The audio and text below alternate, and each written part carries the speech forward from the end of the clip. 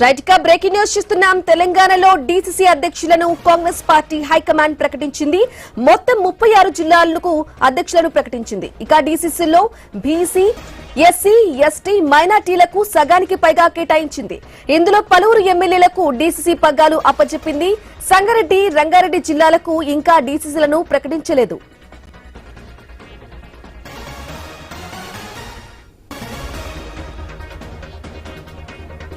Right గా తెలంగాణలో DCC అధ్యక్షులను Congress party high command ప్రకటించింది. మొత్తం 36 జిల్లాలకు అధ్యక్షులను ప్రకటించింది. డీసీసీల్లో బీసీ, ఎస్సీ, ఎస్టీ, మైనార్టీలకు సగానికి పైగా కేటాయించింది. ఇక ఇందులో పలువురు ఎమ్మెల్యేలకు డీసీసీ పగ్గాలు అప్పచెప్పింది. సంగారెడ్డి, రంగారెడ్డి జిల్లాలకు ఇంకా డీసీసీలను ప్రకటించలేదు.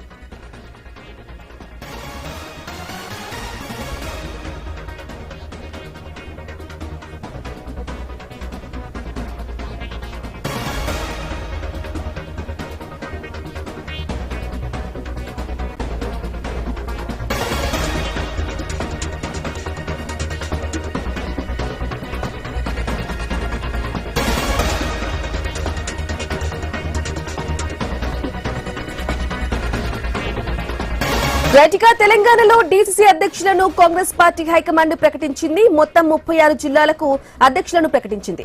ఇదే విషయానికి సంబంధించి పూర్తి సమాచారం అందించడానికి మా ప్రతినిధి స్వామి అందిస్తారు. స్వామి,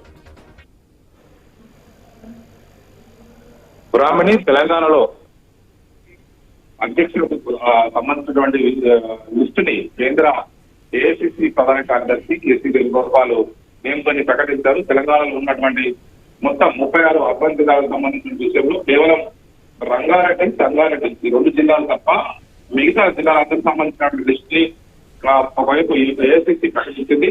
ఒకవైపు తెలంగాణలో లోకల్ బాడీ ఎలక్షన్స్ ఉన్న నేపథ్యంలో పార్టీని సెంట్రల్ చేయడం కోసం పార్టీకి సంబంధించిన నాయకత్వం ఇక్కడ కూడా ఇబ్బంది పడకుండా ఈ డీసీసీ ప్రకటించినట్టుగా కూడా ఒకవైపు తెలుస్తుంది. డీసీసీ ప్రకటించిన వాటిలో ఆయా జిల్లాల వారీగా స్థానికంగా ఎమ్మెల్యేలకు కావచ్చు, స్థానిక నాయకులందరికీ కూడా ఇందులో అవకాశం కల్పించారు. ఒక్కొక్క జిల్లాల వారీగా, ఉమ్మడి జిల్లాల వారీగా వాటికి సంబంధించినటువంటి చాలా మంది లిస్ట్ లో అందరికీ పేరు ప్రకటించారు. ఇందులో ఒకవైపు అన్ని జిల్లాలకు సంబంధించినటువంటి ఆదిలాబాద్ జిల్లాలో నరేష్ యాదవ్ కి విద్యాసంఘానికి పనిచేసే నరేష్ యాదవ్ సీనియర్ నాయకులు గతంలో ఎంపీ కూడా పోటీ చేశారు. అదేవిధంగా ఆసిఫాబాద్ లో ఆశ్రమ్ తుగులకు, భద్రాద్రి కొత్తగూడెం జిల్లా చోటు దేవతన్నకు, భువనగిరిలో ప్రభుత్వం విప్పు బీర్ల ఐడియాకు, గద్వాల్లో రాజీవ్ రెడ్డికి, హన్మకొండలో ఇనగాల వెంకటరామరెడ్డికి, జగిత్యాలలో వైపు దీని అన్నయ్యకు, జనగాంలో లకాబాద్ ధర్మాంతికి, జయశంకర్ భూపాలపల్లి జిల్లాలో ఒకవైపు భట్టు కరుణాకరు, అదే కరీంనగర్లో వెడిపల్లి సత్యం ఎమ్మెల్యేగా ఉన్నారు, ఈయనకు కూడా అవకాశం ఇచ్చారు. కామారెడ్డిలో మల్లికార్జున్, అదేవిధంగా కరీంనగర్ కార్పొరేషన్ పరిధిలోకి వచ్చేసరికి అంజన్ కుమార్, అదే హైదరాబాద్ కి వచ్చేసరికి మోసే రోహిత్ కు విద్యార్థి సంఘం నుంచి యువజన కాంగ్రెస్ లో పనిచేసినటువంటి మోసే రోహిత్ కు అవకాశం కల్పించారు. ఖమ్మం జిల్లాలో సత్యనారాయణకు, ఖమ్మం కార్పొరేషన్ లో దీపక్ చౌదరికి అవకాశం ఇచ్చారు. మహబూబాద్ లో పూక్య ఉమ్మకి, అదేవిధంగా మహబూబ్ నగర్ లో సంజీవ్ ముదిరాజు, మంచిర్యాలలో పెద్దింటి రఘునాథ్ రెడ్డికి, మెదక్ లో శివన్ గారి అంజన్ గౌడ్కు, మేడ్చల్ మల్కాజ్గిరిలో తోటకూర వజ్రత్ యాదవ్ రీసెంట్ గా ఎమ్మెల్యేగా పోటీ చేసి ఓడిపోయినటువంటి వజ్రత్ యాదవ్ కు మేడ్చల్ మల్కాజ్గిరిలో డీసీసీ అధ్యక్షులకు అవకాశం ఇచ్చారు. ములుగురు పైడాకుల అశోక్, నాగర్కర్నూలు చిక్కుడు వంశీకృష్ణకు అవకాశం ఇచ్చారు. నాకు ఇప్పటికైనా అచ్చంపేట ఎమ్మెల్యే కూడా చిక్కుడు వంశీకృష్ణ కొనసాగుతున్నారు. నల్గొండ జిల్లాకు సంబంధించి ఉన్న కైలాస నేతకు అవకాశం కల్పిస్తారు.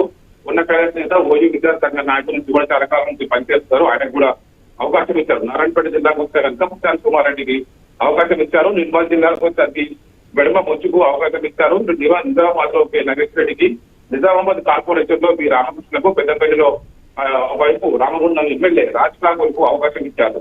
రాజన్న సిరిసిల్లాలో సంగీత శ్రీనివాస్ కు, సికింద్రాబాద్ లో దీపక్ జాన్ కు, సిద్దిపేటలో తూముకుంట అక్షారెడ్డికి అవకాశం ఇచ్చారు. సూర్యాపేటలో గుడిపాడి నర్సయ్య, వికారాబాద్ లో తారాసింగ్ యాదవ్, వనపర్తిలో ఒకవైపు శివసేన రెడ్డికి అవకాశం ఇచ్చారు. వరంగల్ లో మహబాద్ ఆయుధ్కి అవకాశం ఇచ్చారు. ఈ మొత్తం అన్ని జిల్లాలతో కనిపిస్తాయి. ఇప్పుడు రంగారెడ్డి 2 జిల్లాల డిగ్రీ ప్రకటించాల్సి ఉంది. అక్కడ అబ్జర్వర్ కనిపించే స్థానిక ఈక్వేషన్ కుదరకపోవడంతో కూడా 2 జిల్లాలను ఇంకా ప్రకటించలేదు.